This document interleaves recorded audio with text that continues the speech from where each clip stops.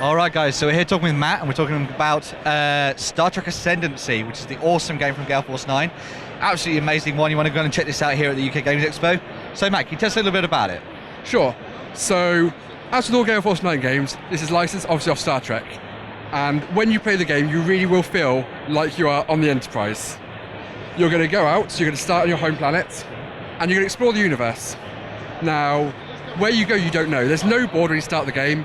You literally start with your planet. You have the Klingon planet, you have the Romulan planet. Obviously, one player controlling each. And you'll decide whether you want to fly out, and you'll discover new areas in the galaxy, and you'll set up colonies, you'll build your fleets up. If you're the Klingons, you're going to probably want to go and fight a lot of people. Personally, I like the Romulans, where I spend the game flying past people and really trying not to get into combat, which doesn't always work so well for me. But it's great. There are multiple win conditions, which makes the game really fluid and different every time. So you can either win by taking over everyone's home planet, and if you can achieve that, I have never managed it, then you win. The other way is to culturally ascend. So if you hit the ascension limit, which you could do by appropriating other planets, or by spending your culture tokens that you earn throughout the game, then that's a different way to victory. So it's unlikely with the Klingons you're going to go for that. I can imagine so, yeah. Yeah. So it does mean that every time you play, you get a really different experience, especially when you change factions. They all play really differently. So talking about factions, who's in the core box for Star Trek? In the core game, you've got the Federation. You've then got the Romulans and the Klingons. The Federation do a little bit of everything. They've got quite a good trade going on, which I'll explain in a second. The Romulans have got loads of stealth technology, and they've got loads of tech going on. And you can literally fly past the big fleets your opponents have assembled and just get to where you want to go and go and find the bits around the board to cherry pick. And you've got the Klingons, who, as we all know from the programme, are super aggressive, and they're just going to attack at every opportunity. They're not going to build much of a world around them. They are just going to go and take what they want, when they want it, how they want it.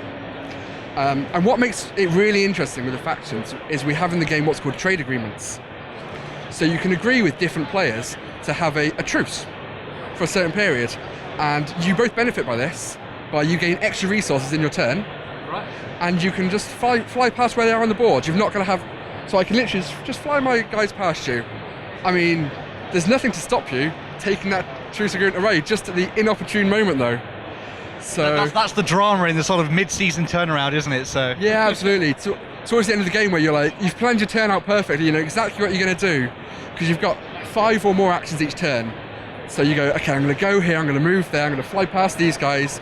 I'm just about to do it, they go, not anymore, I'm just going to take that away from you, and you're stuck, your fleet's in the middle of nowhere, you're surrounded on all sides, and it can just, your whole game plan can fall apart, so you've always got to prepare for all eventualities. So what's available in terms of expansions and stuff as well? So on the way, we've got 3 expansions coming that are really exciting. We've got the Ferengi and the Cardassians, which have been announced for a while, they've been delayed, but they're finally being done now, they should be with us by Gen Con time. And alongside that, we've got the expansion that I'm most excited about, which is the Borg. Now, the Borg totally changed the game up.